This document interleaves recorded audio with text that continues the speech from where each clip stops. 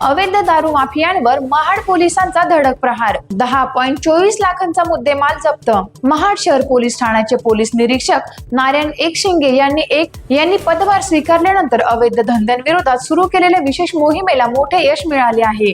गुप्त माहितीच्या आधारे पोलिसांनी आदर्श नगर परिसरात धडक कारवाई करत 10,24,000 रुपयांचा बेकायदेशीर विदेशी मद्यप साठा जप्त केला. मंगळवारी 21 जुलै रोजी करण्यात आलेल्या या कारवाईत मारुती सुझुकी एर्टिगा कारसह मोठ्या प्रमाणात Royal Stag deluxe whisky Tuborg premium बिअरचा साठा हस्तगत करण्यात आला.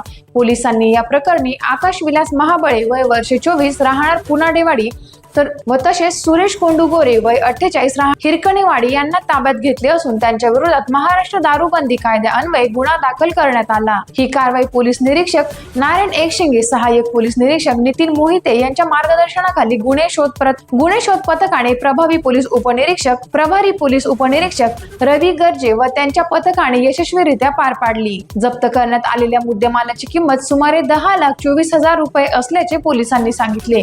या प्रकरणात पोलीस तपास महाड शहर पोलीस करत असून अवैध दारू व्यवसाय आणि इतर बेकायदेशीर धंद्यांविरोधात कारवाया आगामी काळात अधिक तीव्रतेने सुरू राहतील असा इशारा पोलिसांनी दिला आहे. टाइम्स ऑफ महाराष्ट्रसाठी महाड प्रतिनिधी दिनेश साफळकर यांचा रिपोर्ट.